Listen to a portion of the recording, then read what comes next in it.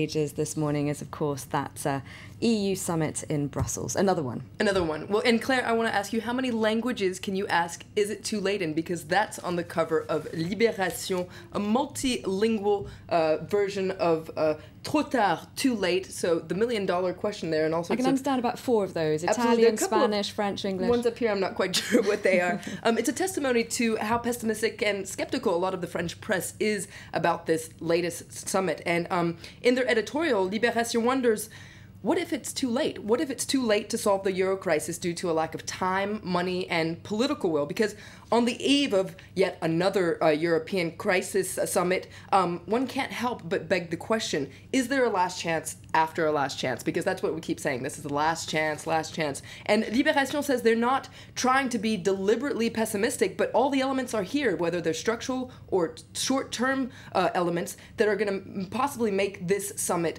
quite explosive.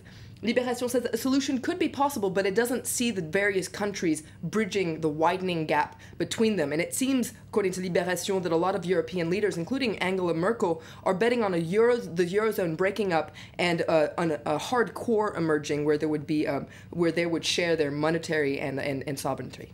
Now, Angela Merkel was in Paris yesterday meeting with François Hollande, and it seems that that's fueling the pessimism because not much came out of that. That's right. It's on the cover of 20 Minutes. It says that Hollande and Merkel disagree ahead of the Brussels summit. Hollande is for promoting growth, whereas Merkel is for more budget control. And there's a photo there of very serious and somewhat solemn-looking Hollande and Merkel. Les Echos, excuse me, the Business Daily, also says there was tension ahead of this summit. They say that Merkel refuses France's easy solutions.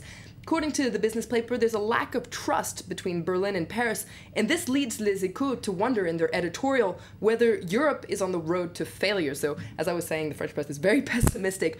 According to Les Echos, this latest summit is useless because all EU countries, from France to Germany to Italy, are digging in their heels. And according to the paper, in the last couple days, the European negotiation table has turned into a battlefield, offering what it calls a pitiful show for Europe's 500 million citizens.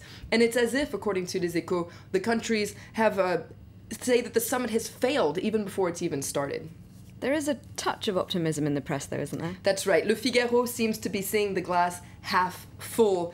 Here on their cover, it seems like they're focusing more on what brings the countries together than what tears them apart. Here you see a very strikingly different photo of that meeting between Hollande and Merkel yesterday. They're all smiles there at the Élysée Palace. Le Figaro says that both Hollande and Merkel, what brings them together is that they're both in favor of further European integration. So it's interesting to see a strikingly different take on the summit there.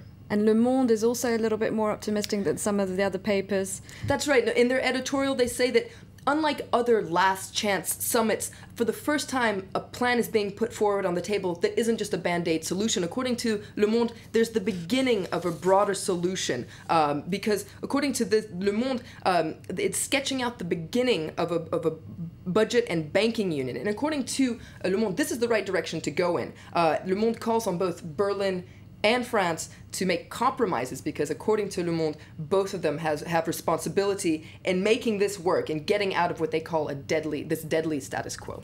And there are other papers looking at this idea of more European integration. That's right. La Croix, the Christian newspaper here, says, changing Europe, yes, but how exactly are we going to do that? And so it takes a closer look at a 7-page report that was issued by the European Council President Herman Van Rompuy ahead of the summit, which would be the groundwork for this closer integration. So, according to La Croix, more integration would mean more coherence and solidarity on all levels, but starting with banks and budget. Also, what they're calling the, quote, federal jump would mean that European institutions would have more power and more legitimacy. So it goes a lot more into detail as to just what this bigger integration would mean.